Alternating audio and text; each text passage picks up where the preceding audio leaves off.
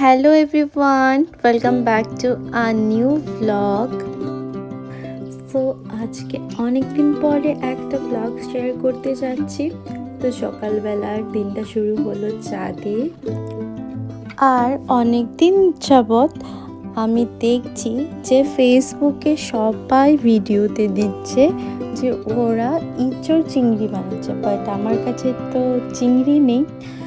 তাই ভাবলাম শুধু ইঁচড়েরই একটা তরকারি বানানো যায়, যেহেতু দেখছি আর খুব ইচ্ছে করছে খেতে। তাই দিদিকে বললাম যে ইঁচড়টা তুমি কেটে দাও, কারণ আমি ইঁচড় কাটতে এখন অবধিও শিখিনি আর আমি একদমই ভয় পাই কাটতে। সো আমি দিদিকেই বলি যে কেটে দিতে। তো আজকের এই ইঁচড়ের রেসিপিটা একদমই ইজি, আর বানানোর পরে সব বাচ্চারা আমাদের বাড়িতে বলছিল এটা নাকি মাংসর মতন হয়েছে খেতে।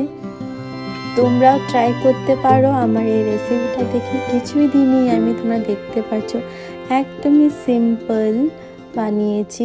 একটু আদা রসুন আর কাঁচা লঙ্কার পেস্ট করে দিয়ে দিয়েছিলাম, আর একটু শুকনো খোলায় যে গরম মশলাটা ভাজলাম সেটাই দিয়ে দিয়েছি।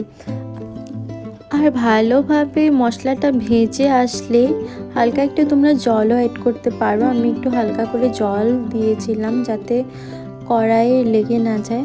তারপর একটু তেলটা ছেড়ে ছেড়ে আসলে ভেজে রাখা ইঁচড় আর আলুগুলোকে দিয়ে ভালোভাবে কষাবো। জল দিয়ে একটু কষাবে, দেন একটু চিনি অ্যাড করেছি। আমার ভ্লগটা অনেক লম্বা হয়ে যাবে, তাই আমি একটু শর্ট ফর্মে তোমাদেরকে দেখিয়েছি।